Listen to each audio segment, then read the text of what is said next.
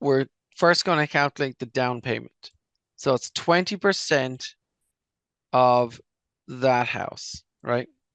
So 20% in this Desmos calculator, I can just put in 20% of 279,900, which is kind of cheating, and then that's the answer, 55,980.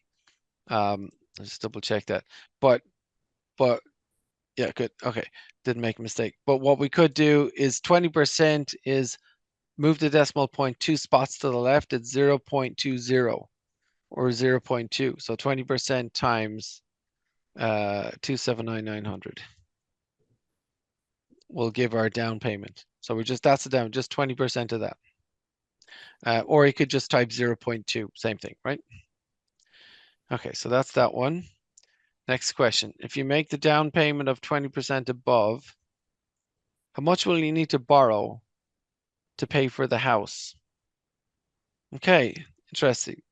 So, and if anyone watching from home, please press pause and try this on your own.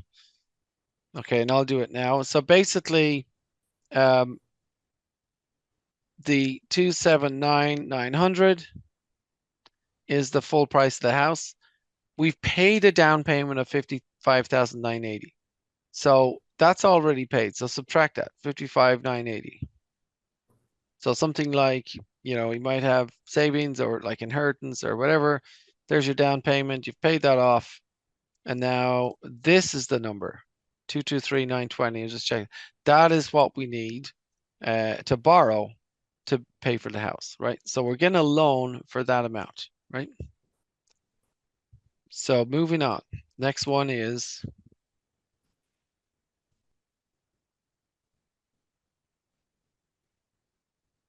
what will your monthly mortgage payment be if this is the APR and you've made a 20% down payment and you're borrowing the rest on the 30-year fixed rate mortgage?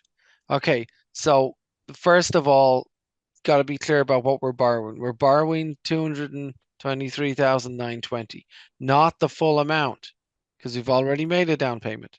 So the full amount is 279,900. So we're borrowing this. So that is the amount, right? That's first of all. Next is the T, the number of payments. It's 30 years, and these are monthly payments. So what's the T going to be? 30 times 12. Yeah, just 30 times 12, 360. And then the interest rate, it says 3.25% APR.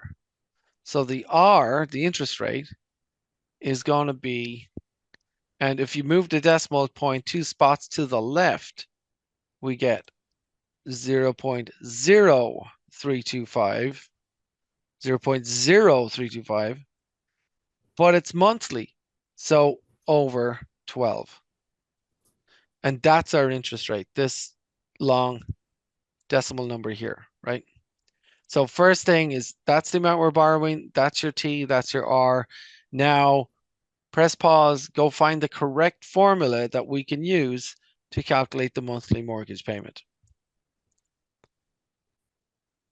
Okay, so looking through our list of formulas, this is the one we need. We're looking for the monthly payment. Monthly payment equals amount borrowed times this all over this thing, right?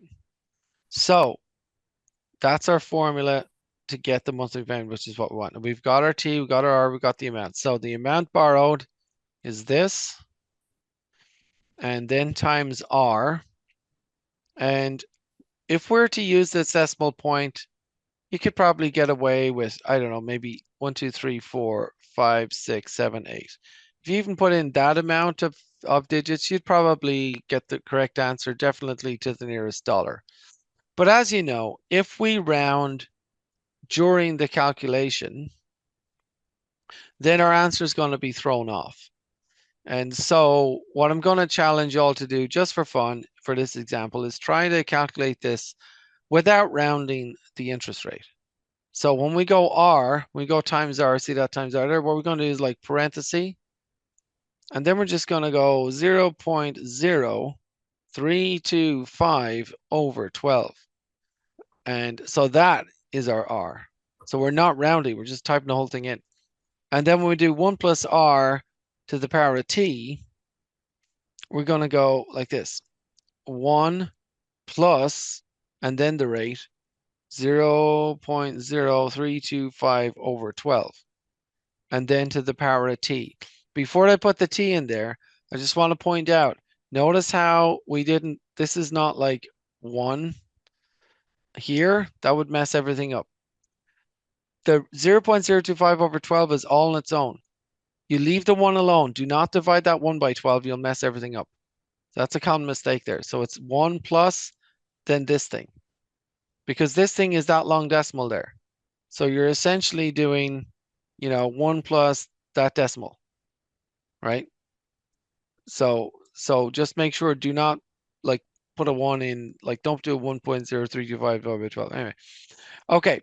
So that is to the power of t, and we found t was 360. 360.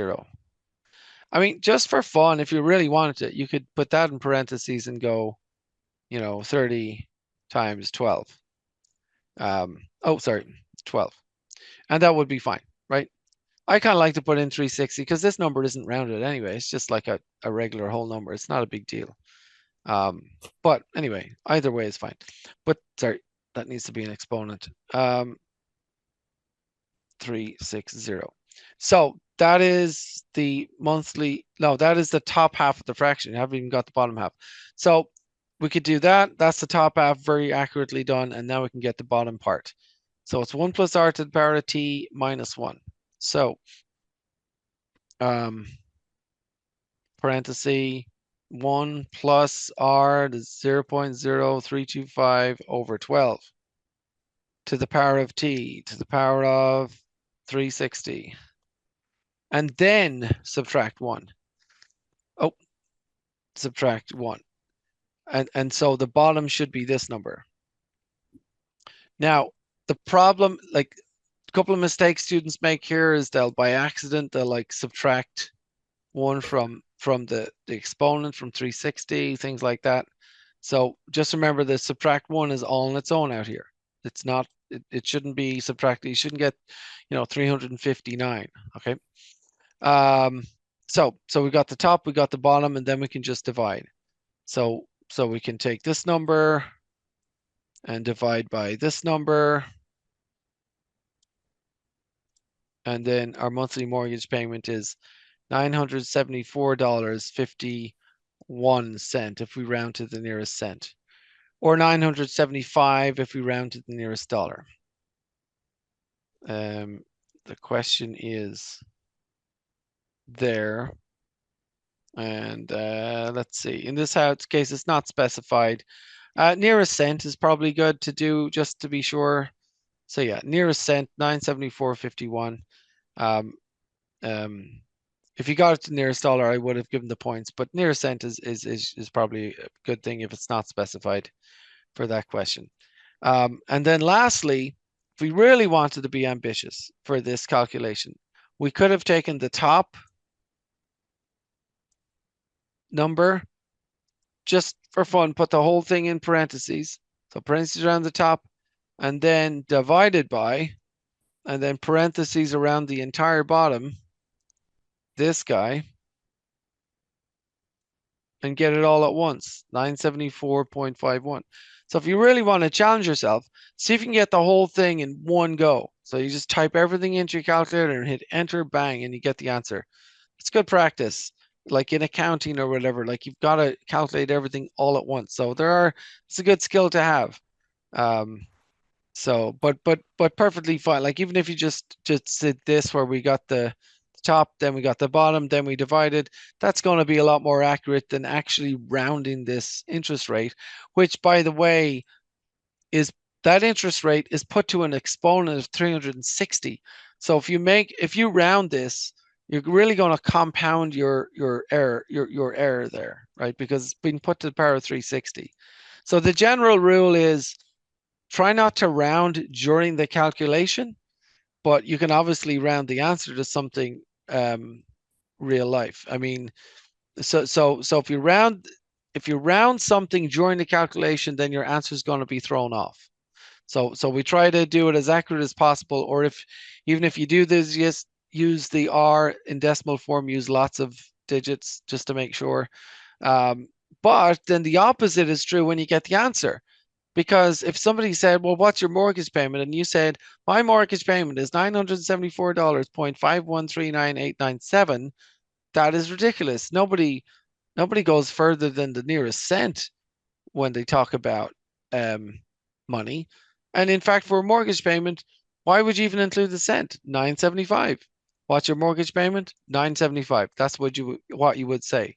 So it's kind of like the opposite. Like, be careful of rounding when you're calculating. Try not to round too much. But when you give the answer, it's often a really good idea to round because it makes sense.